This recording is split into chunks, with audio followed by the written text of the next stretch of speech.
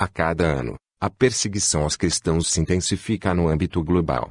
O número de cristãos com medo de ir à igreja ou que já não tem uma igreja onde ir tem aumentado, bem como daqueles que têm de escolher entre permanecer fiel a Deus ou manter seus filhos seguros. Ou das vítimas da violência extrema que perdem familiares, casa, bens e liberdade por compartilhar a mesma crença de muitos aqui no Brasil, a fé em Jesus Cristo. Em sua compreensão clássica, a perseguição religiosa é realizada ou respaldada pelo Estado. A realidade, porém, mostra que isso não é geralmente o que acontece.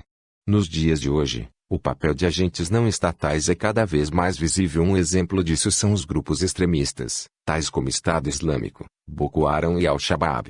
Outros atores sociais também podem ser mencionados: agentes da sociedade civil, líderes de grupos étnicos, líderes religiosos não cristãos, líderes eclesiásticos, movimentos radicais, cidadãos comuns formando motins, os próprios familiares, partidos políticos, revolucionários, grupos paramilitares, cartéis ou redes de crime organizado ou organizações multilaterais. Não há uma definição universalmente aceita acerca da perseguição. Cortés, legisladores e estudiosos abordaram o conceito sob diferentes perspectivas.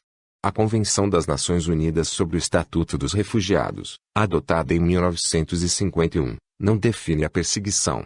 Entretanto, alguns tentaram estabelecer um padrão elevado para determinar se uma situação pode ser tida como perseguição ou não, como o 3 graus Celsius circuito da Corte de Apelos dos Estados Unidos e a Comissão Preparatória para a Corte Criminal Internacional. A Lista Mundial da Perseguição, relatório anual que respalda o trabalho da Portas Abertas, no entanto, define perseguição religiosa como qualquer hostilidade experimentada como resultado da identificação de uma pessoa com Cristo. Isso pode incluir atitudes hostis, palavras e ações contra cristãos. O motivo de a jurisdição internacional colocar um padrão tão elevado é clara: se o nível não for alto, isso pode levar a uma situação em que a comunidade internacional tem de enfrentar sérios desafios em prover proteção a muitas pessoas que reivindicam a condição de perseguição.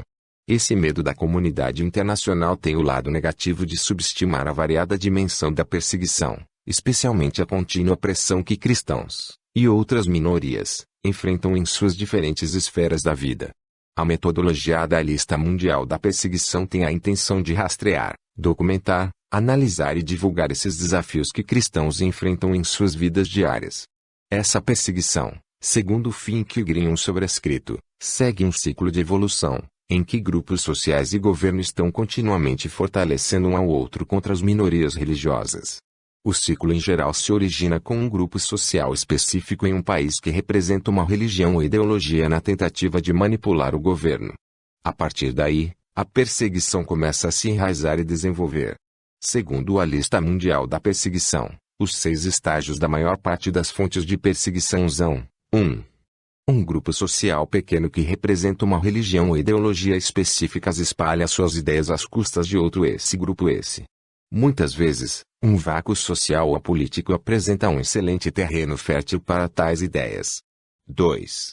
Movimentos fanáticos crescem a partir desse grupo inicial ou se reúnem em torno dele para exercer pressão sobre a sociedade e o governo por meio de estratégias de mídia ou de ataques físicos a membros de outros grupos. 3. A violência perturba a sociedade, mas os governos e as forças de segurança deixam movimentos fanáticos impunes enquanto culpa outros grupos por serem a causa da agitação social simplesmente por existir. 4. A ação de movimentos radicais é reforçada e atrai mais e mais adeptos. Isso resulta em uma maior pressão sobre o governo para que colabore com sua agenda e também há mais pressão ou violência contra outros grupos. Por vezes, cidadãos se unirão por medo, em vez de por convicção. 5.